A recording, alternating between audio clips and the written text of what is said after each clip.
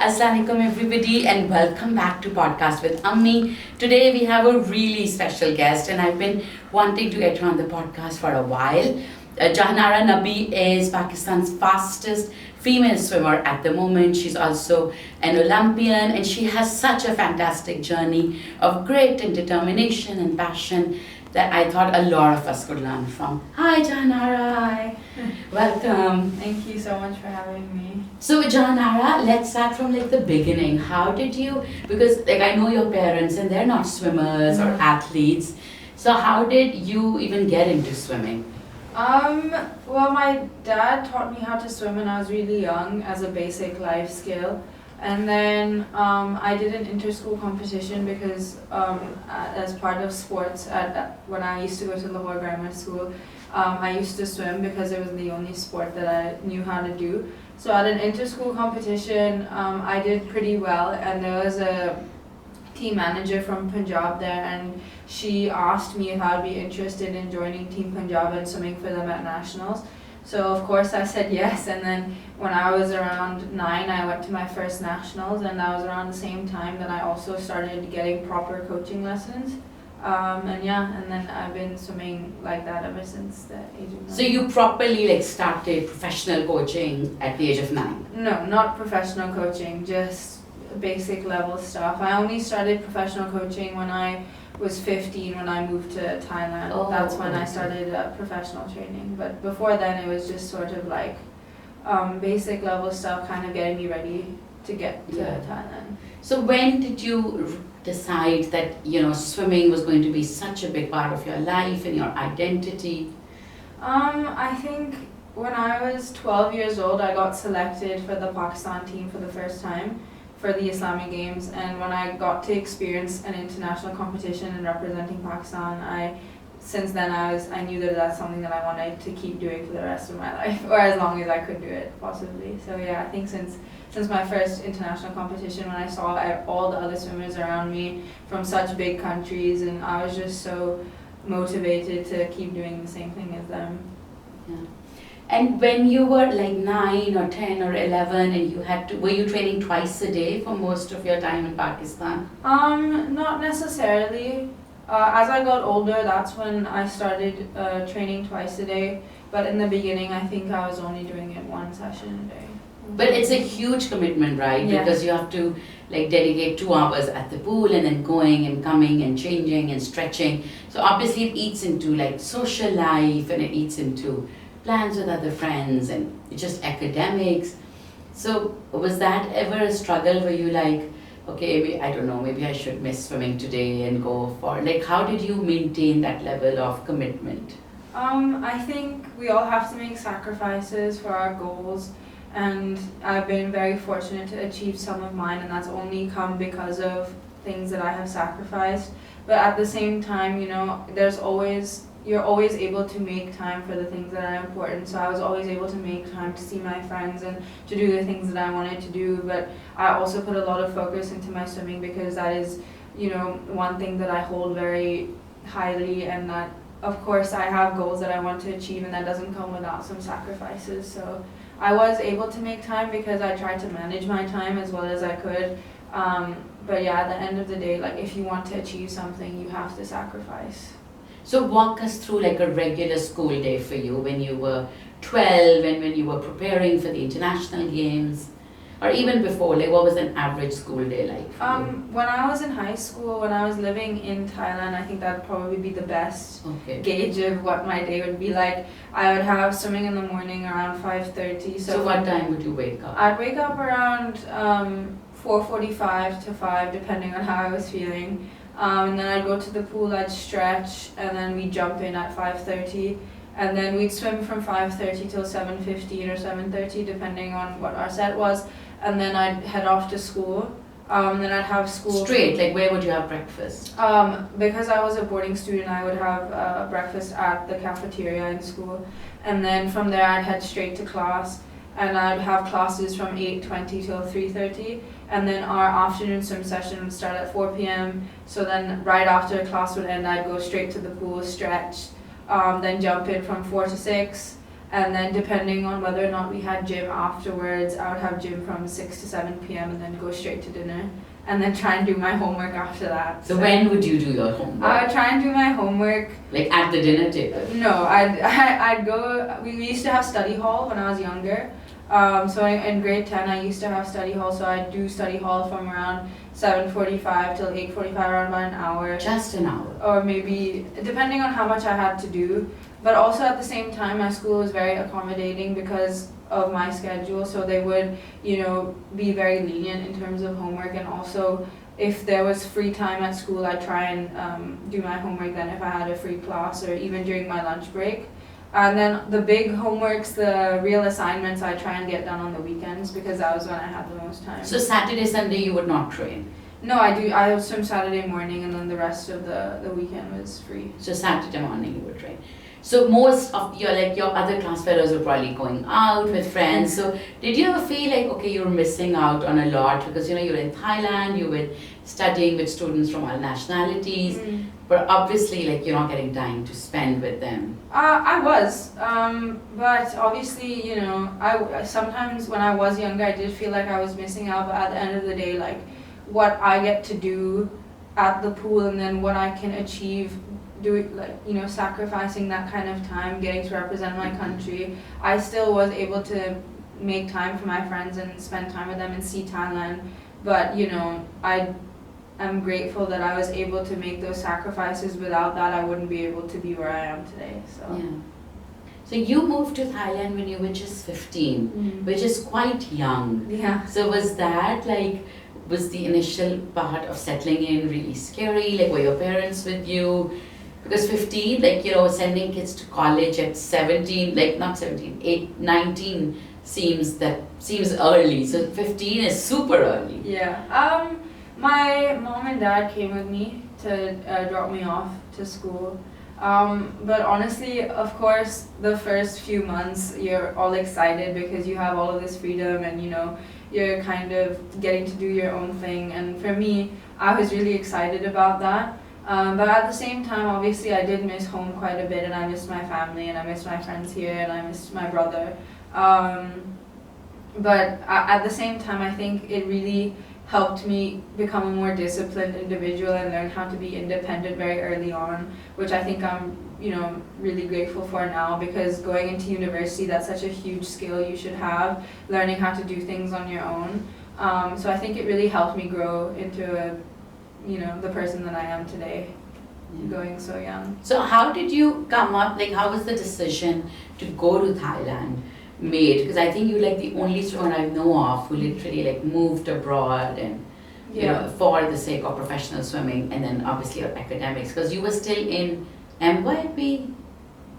What grade were you in? Grade 9? So I finished grade 9 in Lahore, and then I moved to start grade 10. So you took your MYP and DP exams there? Yes, in Thailand, yeah. How did that decision come about? Yeah, so when I was 13, I went to a swim camp in Thailand for about 2 weeks, and the coach there really took a liking to me, and he asked us to come again next year in the summer so he could see how I'd progressed.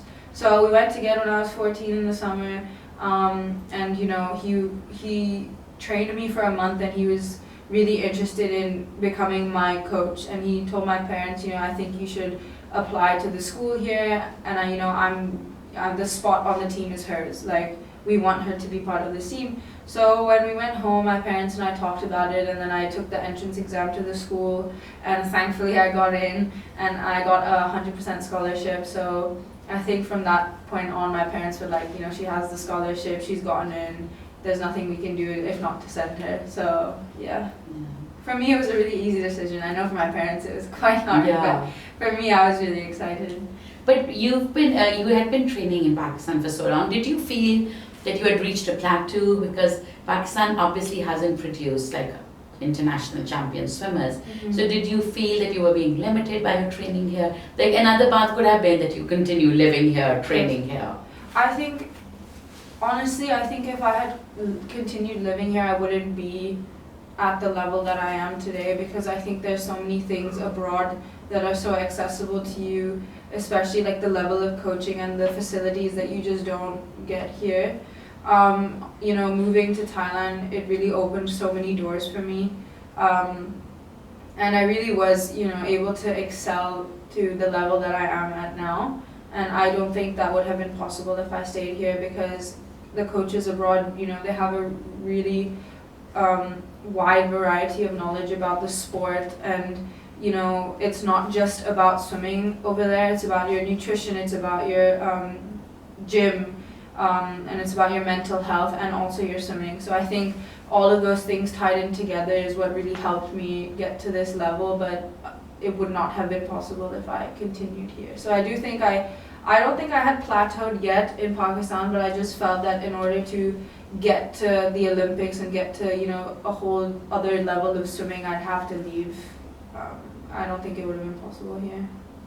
And one thing about swimming that, like, my daughter also swims, so I often wonder that every day, like whether it's cold or hot, like getting up super early, because she also gets up at like 4:15, and there are days when she's like, oh, I'm too tired, and like I'm sure that happens with you too. So how do you like push yourself or like train your mind to be like, okay, if it's hard or easy, like how do you do it? I think at this point now it's just become a routine for me. It's kind of ingrained in my mind that morning practices are a thing and it's going to be hard, but I feel like for me personally, once I'm out of my bed, I can go. I think the hardest thing is just getting out of your covers and standing up and kind of mentally preparing yourself. But I think once you're able to just get out of the bed, you're able to get to the pool, you're able to do everything.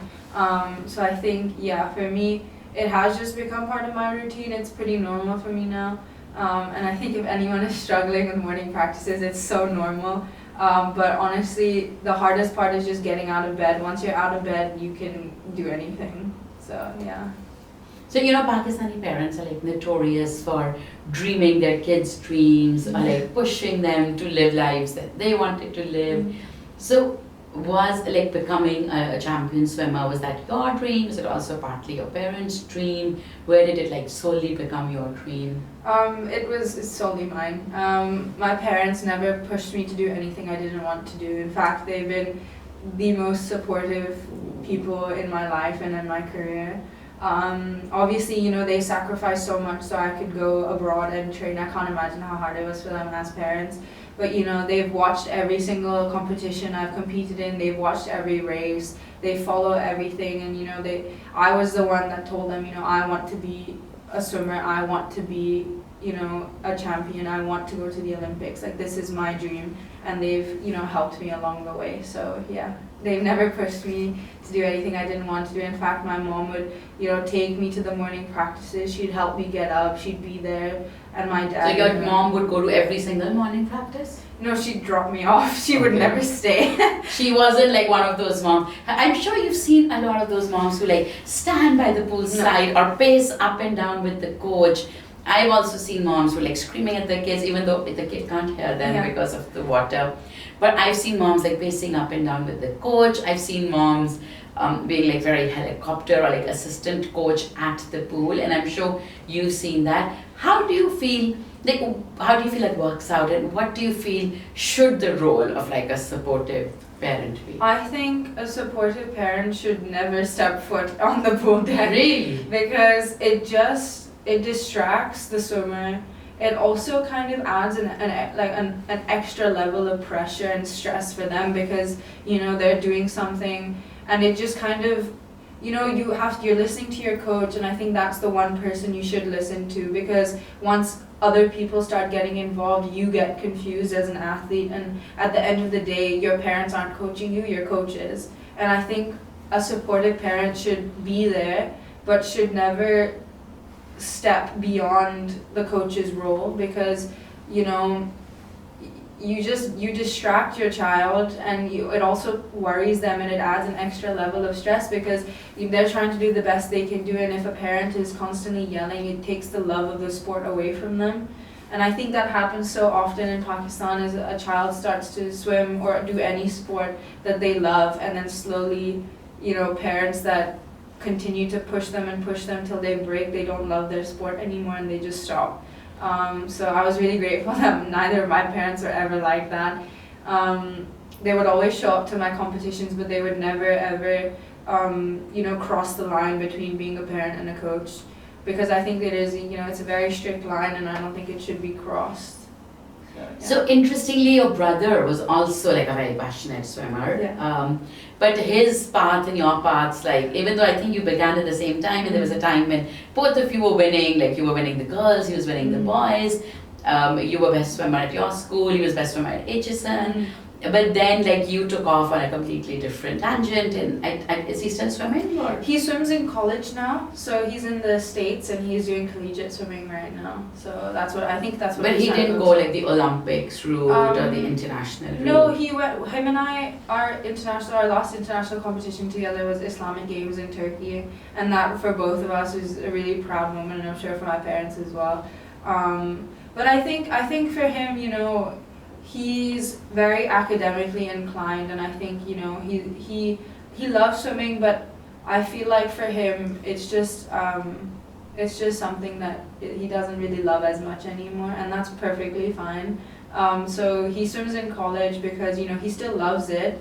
Enough, like, and more as a fitness and a sport, but not as his life. Yeah, and I think there's so much more to him than swimming, and there's so much more to everyone than just their sport, and I think he realized that. And I think he has so many amazing things coming for him that swimming is just one thing. So I quite enjoyed swimming enough to take it to another level. But again, that is one of the few things I am good at. So I would like to take it a lot further. Yeah. But he has quite a few things going for him, so I'm excited about that. Yeah. So what was it, because you guys had the same parents, I think the same coaches, good, like both of you had great potential. Was it the fact that you began winning, like is that what ends up motivating people to make their sport their life? Or is it that you were just had opportunities that he didn't have, or just the fact that you were just different people? I think we're just different people. At the end of the day, I love swimming so much that I love to train. I love the pain that you get, but I also love the satisfaction that you feel after you do a really hard set and you've done the best you could possibly do. I love the feeling of touching the wall and seeing a best time. Better yet, if there's a number one next to your name.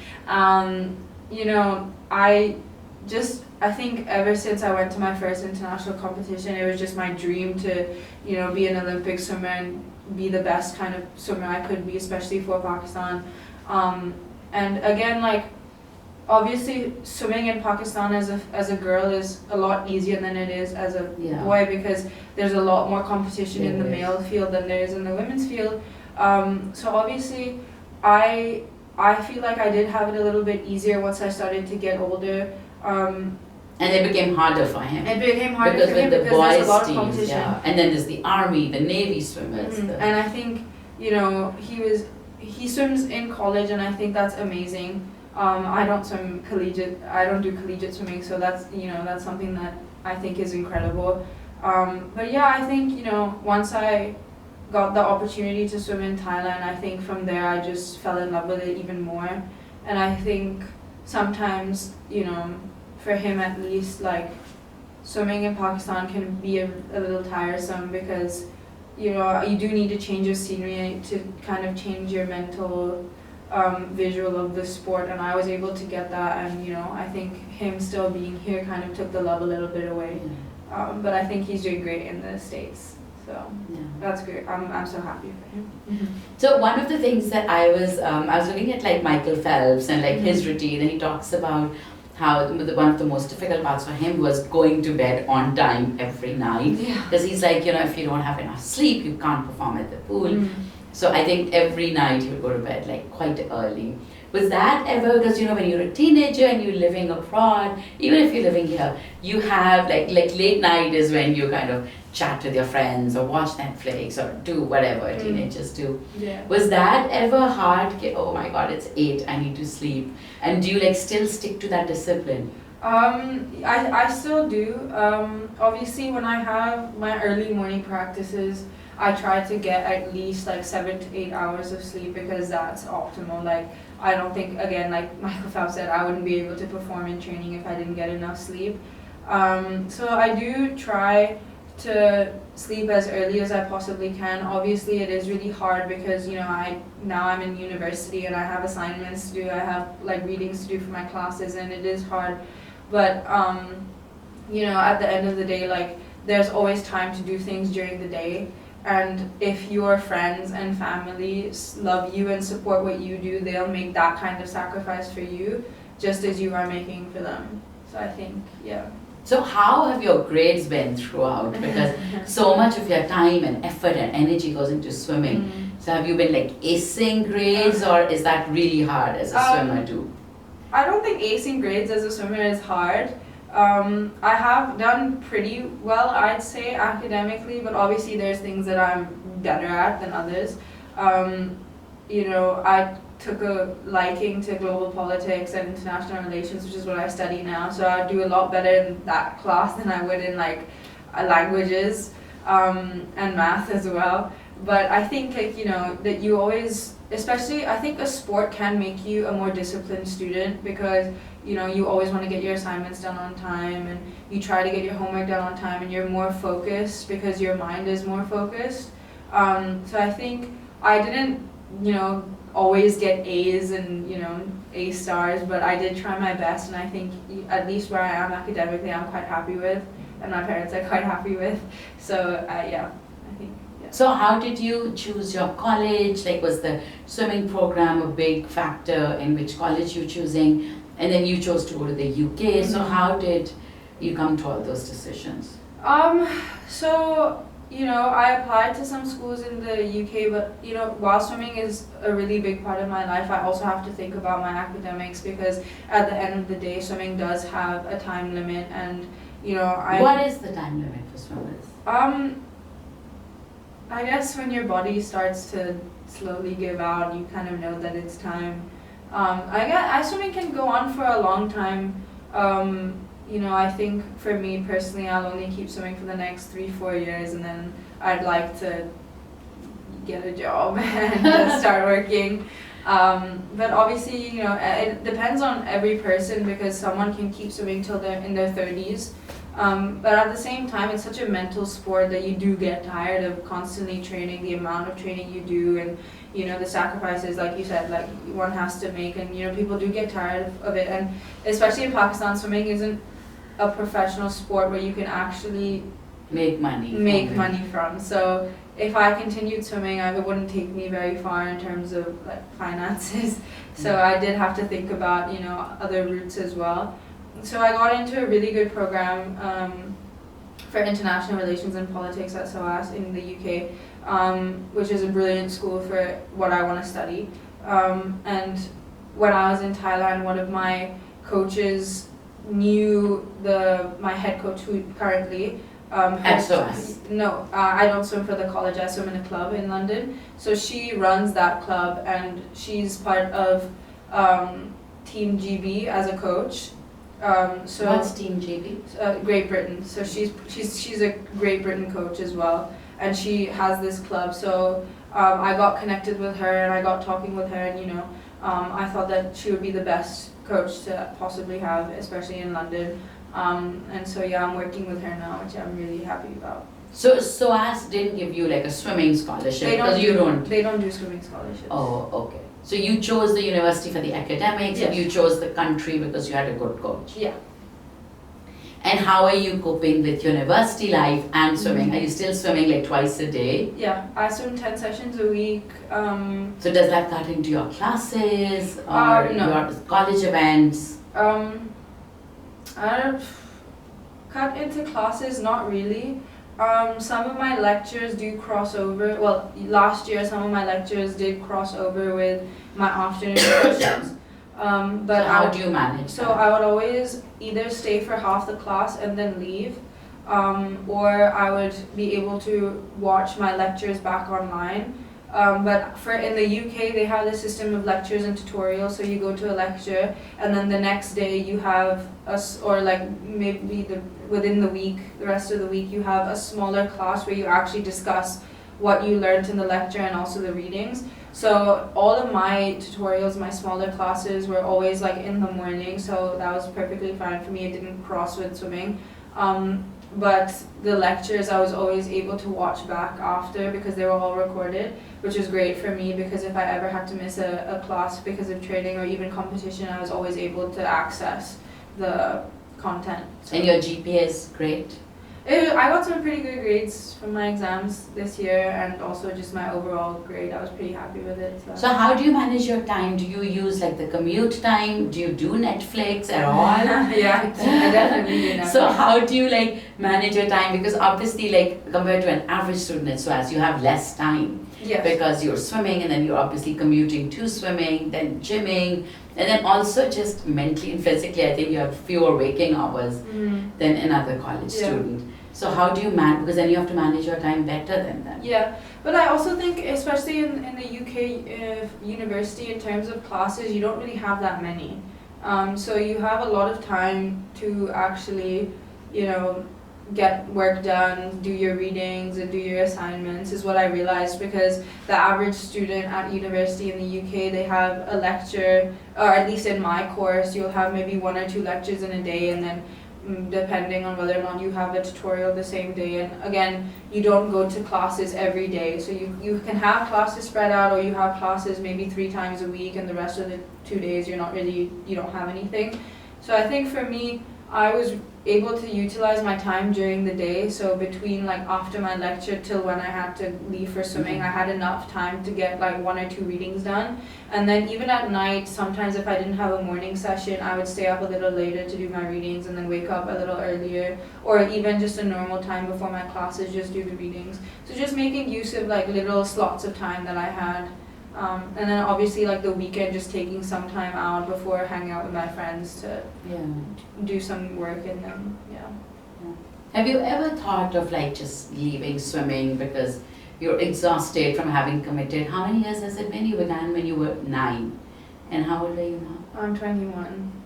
So 10, 11, 12 years of doing like 5, 10 sessions a week. Well, 15, oh no, I'm 6 years of doing 10 sessions a week only. But swimming, I guess. So does it ever get like exhausting, or you know, the monotony of it, that it's like, I think most of the sets are probably similar.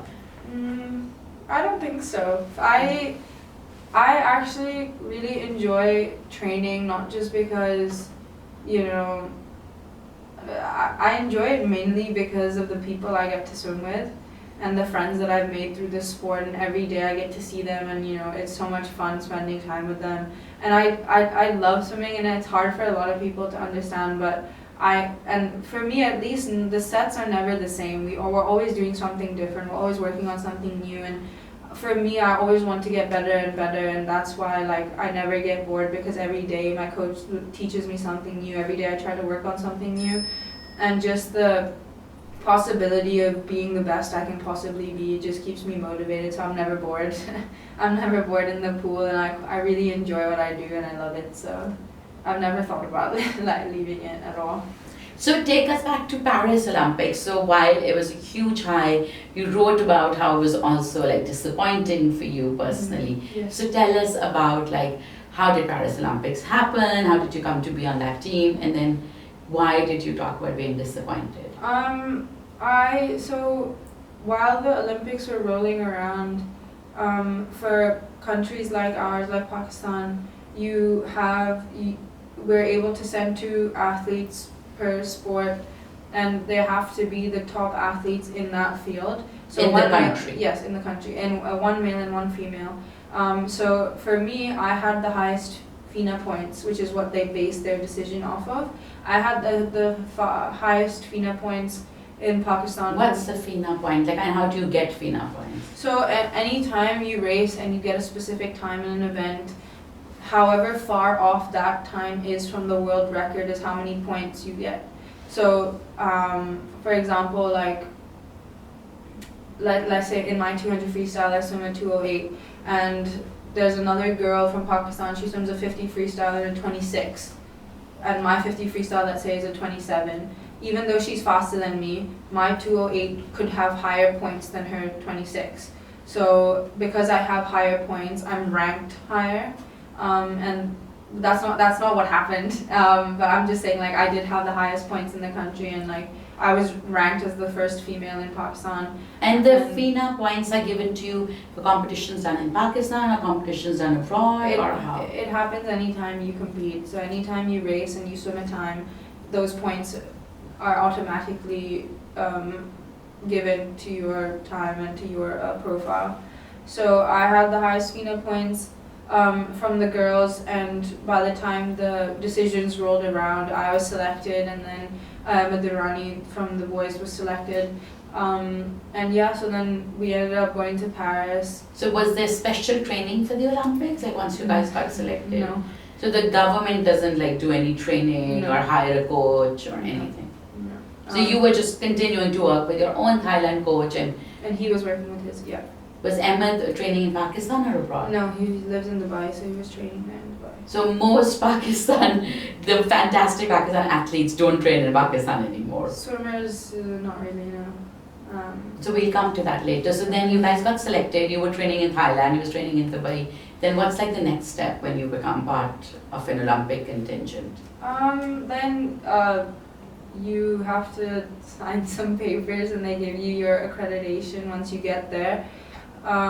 So once we got there, we went to our assigned buildings, and I, got to my room, and then we had to just start prepping for our races. So do your coaches go with you?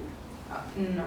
So Pakistan didn't send a coach for swimming, and and unfortunately my coach from Thailand was supposed to come as part of another team, but he ended up not being able to. So I was there and Ahmed was there, and we were both without coaches, which was really disappointing. But so all other Olympic swimmers had their coaches yes, there? every country had a coach except. It was just you guys, you had like nobody, it was just you and Ahmed. Yeah, and we didn't have any coaches, so we had to sort of do everything ourselves, which is really hard. Like motivate yourselves, buck yourselves up, But manage also, your prep. not just that, but also coaching.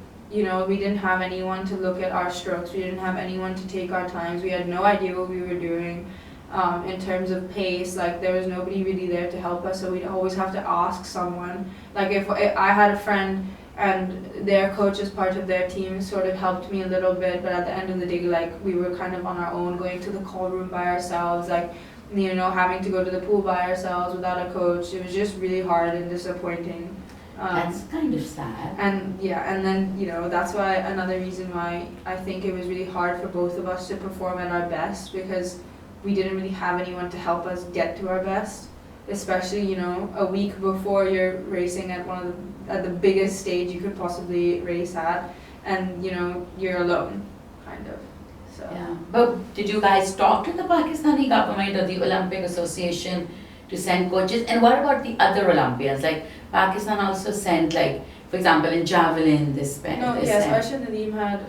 They all had coaches. No, so Ayesha Nadim was the only one who had a coach. And then he's the only one who also performed. Which is fair enough, because he won a medal. He won the gold medal for our country, and that's amazing. And obviously, they would want to give precedence to him because he's the only athlete out of everybody that they sent who had even the chance of a medal. But I feel like at the same time you can't just disregard other sports just because we may not be at the same level as somebody else. Every sport is different, and like I couldn't run around a track and just think like, right, I'm gonna become an Olympic runner. I can't do that, right? So just as somebody else can't come into my field and from Pakistan from a different sport and say, right, I'm going to become a swimmer, I don't think you should ever disregard a sport no matter what level they're at. And I think we should all be given just as equal opportunities as being able to have a coach with us and a physio and So other teams had all that coaches, that physios, that doctors, really, that nutritionists. And Pakistan, we did have a physio. We had a physio, and we had a safety and well guarding officer. but the physio was Ayesha Nasir's physiotherapist that they Oh. just kind of said was for the rest of the team, but obviously nobody really knows how to approach someone like that because they don't know anything about you and you don't know anything about them. So, yeah. Oh, so that was kind of sad Mm. and disappointing. Yeah. And then, what happened? Like, why were you disappointed with your performance? I didn't swim close Like, were to you my best aiming time. for a medal? No, I was just aiming for my best time, which is all I ever aim for. Because you're never gonna always win, so you should always try to be like the best you can possibly be. And for me, that's just continually trying to work on my times and trying to get faster and faster. Because if I get faster and faster, only then can I even imagine of being at the level of winning an international medal. So yeah, I was disappointed because I didn't get the time I wanted. There was just so many things that were going wrong before the race, and I just don't think I was mentally prepared to be at that kind of stage. And it was my first time competing at a level such as that. The arena was completely full. You could hear the screams from everybody coming from every corner, and it's just so overwhelming. You look up and you see not an empty seat in sight, and you have to race and try and perform your best. And obviously, you're not gonna do it every time. But yeah, that's why I was a bit disappointed. Yeah. Why, why do Pakistani swimmers not end up becoming serious contenders at international events? I think some reasons that I had already pointed out earlier. We don't have a swimming sorry. We don't have a swimming program that comes even close to other international countries. Our coaches here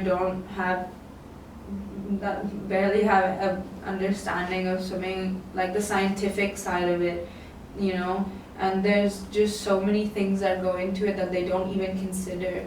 There's, again, dry land, there's gym, cardio that you have to work on, there's swimming itself, nutrition, mental health that in Pakistan nobody really pays much attention to.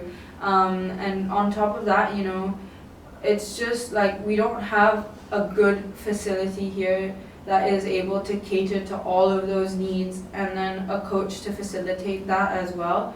And I think, people here give up so easily and so quickly. They stop swimming at 16 because age group swimming is done. What do I have? Or even 14 because O levels are coming up, so they're like, oh, it's. So I think people sell themselves so short in this country, and I think if we got the funding that we deserve as a sport, I think we could take swimming so much further than it is, because right now it's so unfortunate that all the top swimmers in Pakistan have trained abroad or live abroad now. Because for us, it's the only way we can get to an international level, or even get certain times to even be considered good at an international level.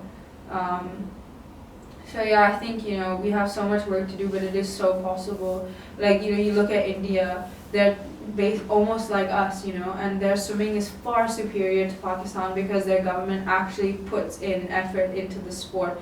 And people that live in India, they love swimming, and most Indian swimmers, if not all, are based in India. And they go abroad for their occasional training camps, but they're all based in India, and they are amazing swimmers, and they're incredible, and their coaching is incredible.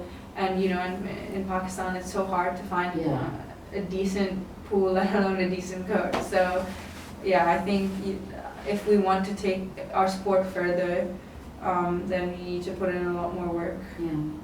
So do you take time off, when you go on vacations? Are you not swimming? Are there times in the year that you don't swim, or is it is it 10 sessions every single week throughout the year?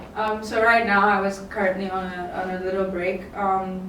Normally we, at least for me in this new club, we get a little break after a big season. So for me that was this summer, because I had recently raced in Singapore my break was kind of 2 weeks out from swimming. So I finished racing in Singapore, and then my coach said, right, you have 2 weeks of no swimming, but you have to stay active. So you still go to the gym, you can run, you can do other sports, but like no swimming. But can you eat junk food and McDonald's? I mean, you shouldn't, obviously, but But do you ever like indulge yourself and have pizzas, or you just like? Of course, everyone does. It's hard not to, but I try my best to have as healthy as a diet as possible, especially during my season, especially when I'm in proper training. But yeah, I got 2 weeks off, and now I'm swimming again. And then when I get back to London is when my club training starts. And then is there going to be like another 2-week break in the year, or it's just? I think there'll be maybe like over Christmas. Maybe a week over Christmas, yeah, maybe. But I might not take that break. I might just keep swimming because I have a few competitions coming up at that time of year. So yeah. So it's more than like a full-time job, because even in full-time jobs you get like 4 weeks off. Yeah. Yeah. Yeah. And what would you say to those who like manage professional swimming in Pakistan, and those who are, in charge of like allocating funding or fighting for more funding? I'm sure they have their own share of challenges. But what would you say, what is like the single biggest thing that needs to change for Pakistani swimmers in Pakistan to even have a hope of getting somewhere? I think they need to invest in the coaching. I think, again, we do have the facilities, like we have so many Olympic sized pools in Lahore at least, but there's no coaches that know what they're doing that to go along with that. I feel like they should try and hold coaching camps and bring in high level coaches from abroad so that they can teach coaches in Pakistan what they know and how to build a proper set, how to and then talk about things like aerobic capacity, anaerobic capacity, how to mix in what you do in the gym and what you do in the water. And I think also sending the right people with their athletes to competitions. That's like so if sad. you don't send a coach to a competition, then there's no point of having a swimmer there in the first place. There's no point, because the chances of a swimmer performing without their coach there is very slim to none, unless you have help. Because a coach is the person that calms you down. They're the ones that talk you through your race plan. They're the ones that prepare you for your race. It's almost impossible to do it on your own, because you need that support system. And if you don't have that, which we don't in Pakistan, it's impossible for us to even consider reaching a certain level. And they constantly want us to, and they get disappointed with us when we don't perform. But at the end of the day, like, if you look at the facts, like, they're not helping us. So how are we supposed to help them in that regard? So are you aiming for the next Olympics? It will be 2028, right? Yes, yeah, that is the next goal. That's what I'm working towards right now. And are you going to insist that a coach goes with you? Yes, I'm going to try and work really hard to the best of my abilities to try and push for a coach to be able to come with us with the team. Inshallah, hopefully I am able to make the team for 2028. So yeah, I hope that I can keep trying to, or at least fighting for the ability that other countries have, same as ours. So hopefully within the next few years we can see some changes, or at least we'll try to make some changes in the sport. So is there like a peak age for swimmers, or I think I was reading about a 40-year-old Olympian, like, and she's even a mom. Yeah. So like her body's, and I think she did like an Olympic level times. She did. She went to the U.S. trials and she made the final for the Olympic trials in the States. But she's not on the Olympic team. She's not on the Olympic but team. That's a huge deal. That's already a. So she's like amongst the top 10 swimmers in the U.S. then. Yeah, if not in the world, because obviously, like the U.S., they only send their top 2 swimmers in an event. So if you're in the top 8 in that country, you're probably in the top 20 in the world. Like, so that's fantastic. Yeah, she's like the oldest woman to make it there. Yeah. So what do you feel is going to be, like, what are the best years for a swimmer? Are they the 20s, because by then you've gone through about 10 years of training, or is it the teenage years? I don't think age really matters in this sport anymore. if you look at Summer McIntosh, she was swimming incredibly since she was like in her teenage years, and she's still a teenager as well. Like she just turned 19.